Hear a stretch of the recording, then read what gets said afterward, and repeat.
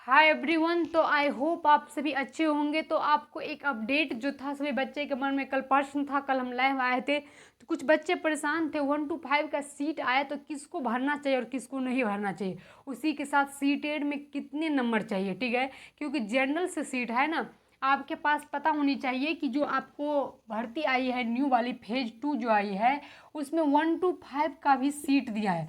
लेकिन सीट तो दिया है जिसमें आपको करीब 10,000 के करीब है, ठीक है। करीब कह सकते हैं, पूरी 10,000 नहीं है, 10,000 के करीब है। उसमें क्या है, लगभग आपको 1100 कह सकते हैं, लगभग 1100 जो है आपको जनरल सीट है, सामान्य सीट है, जो आपको हर स्टूडेंट कह सकते हैं इस पर फाइट कर सकते हैं जनरल से।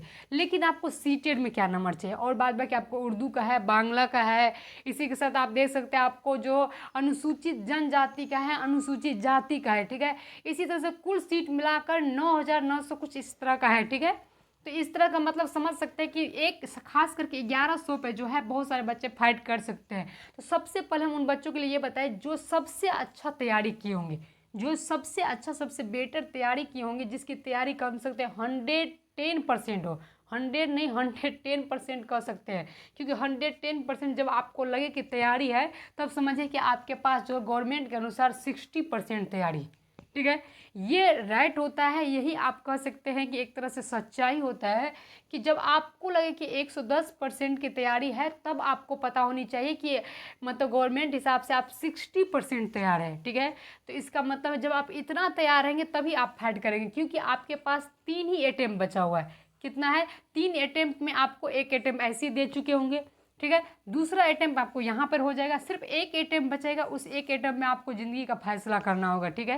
तो इसीलिए अगर तैयार है तभी फॉर्म भरे, ताकि आपकी एक अटेम्प्ट जाए नहीं। दूसरी बात, अगर आपकी उम्र सीमा बहुत ज़्यादा ये हो रही है तो भी हम कह सकते हैं 2005 के करीब है, या 2000 मतलब कह सकते हैं 5 के करीब, तो कम ही स्टूडेंट का मतलब हो, मतलब ये दिक्कत हो सकता है, मतलब उतना कम्बिनेशन बैठेगा नहीं, 2002-3 तक चलता है, ठीक है।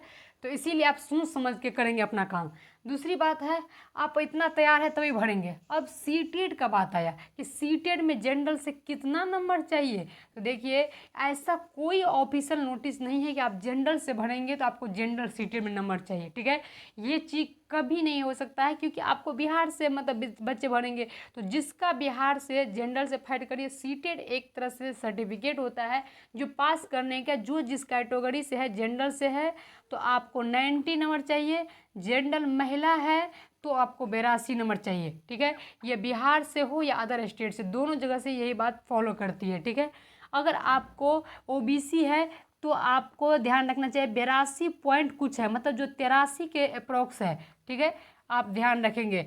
और आपको ओबीसी महिला हो या ओबीसी जेंट्स हो, दोनों के लिए यही होना चाहिए।